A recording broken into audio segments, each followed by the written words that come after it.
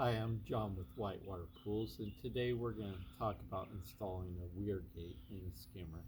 So what the weir does is it comes up and it will hold in your leaves when your pump turns off. So it has a little float if you look inside here, and that pulls it back up. So this one's a universal one that we sell in our store. It's spring loaded inside of here, and what you do is you're going to put it in this way inside your skimmer, and you're going to push it all the way back,